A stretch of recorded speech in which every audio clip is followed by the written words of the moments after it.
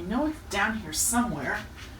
I gotta find it. I wonder, what could it be? Which, I really should get, I wonder where that, oh shoot, that must have been Christmas decorations.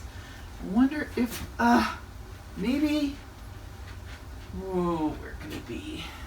I wonder, a little light right here, maybe I can find it. Yeah, I really need a better light. Maybe I could, oh, jeez. Oh. Uh-oh. More boxes. Oh, we really need to clean this place out. I'm gonna stub my toe here in a minute. Ow! Ow! Ow! I just did, but I found it! Here's my box that I'm looking for. Well, I found this box of Christmas ornaments up in my attic, and the reason I was looking for them is because I'm ready to set something up. I need a little hope and happiness right now. I'm sure we all do. But have you ever been caught in the dark without a light? It's really no fun. You stumble around and you get hurt. It happened to me one time when I was camping, and I was out and about, and then all of a sudden I didn't have my light with me, and it got super dark. And so I had to stumble around and try and find my way back to the camp. That was no fun. So our lesson today talks a little bit about darkness and light. And it comes from Isaiah chapter 9. And I'm going to read from verses 2 through 7. And it says, "The people who walked in darkness have seen a great light. Those who dwelt in a land of deep darkness, on them has light shone. You have multiplied the nation, you have increased its joy. They rejoice before you as with joy at the harvest, as they are glad when they divide the spoil. For the yoke of his burden and the staff of his shoulder, the rod of his oppressor, you have broken as on the day of Midian. For every boot on the trampling warrior in battle tumult, and every garment rolled in blood will be burned as fuel for the fire. For to us a child is born, for to us a son is given, and his name shall be called Wonderful Counselor, Mighty God, Everlasting Father, Prince of Peace. Of the increase of his government and of peace there will be no end. On the throne of David and over his kingdom, to establish it and to uphold it with justice and with righteousness. From this time forth and forevermore, the zeal of the Lord of hosts will do this."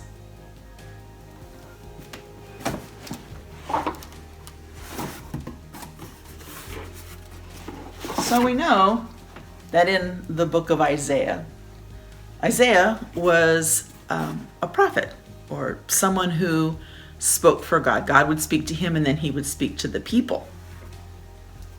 And so messages sometimes from prophets were not always liked. We remember that from Jeremiah.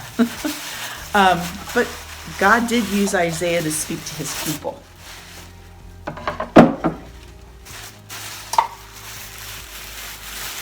But people didn't like what he was saying. So they usually didn't listen to him. And he gave them warnings, and he told them, you need to turn back to God, because the people were not following God at this time. They were seeking after idols, and they were looking at other religions, anything to make them happy and give them hope. So, God didn't like that very much, and he decided that he was going to let something happen to the Israelites, and it did.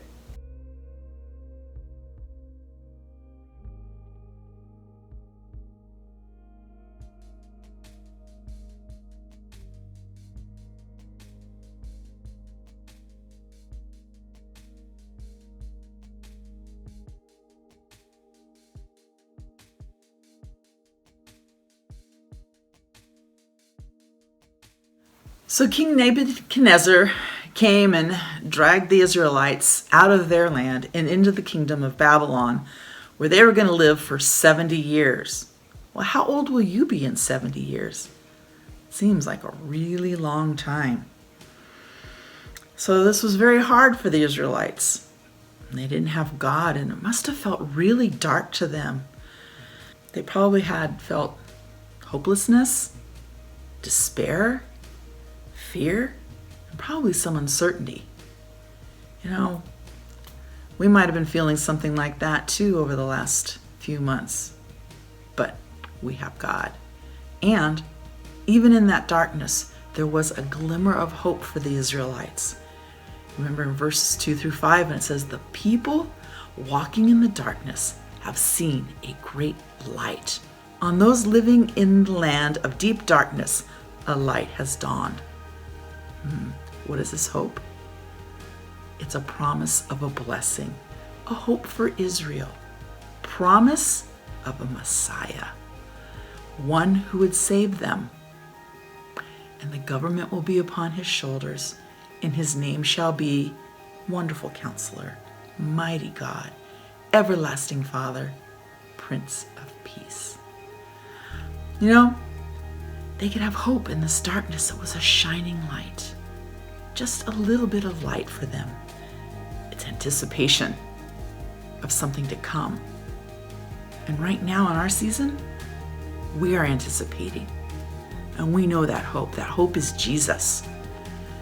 So in this Advent season, the time leading up to Jesus' birth, Christmas and all the celebrations, I think we can have a little more hope and happiness because of what Jesus brings us. It's that peace. This little baby that was born so long ago brought so much hope for Israel is also our hope, our light in the darkness.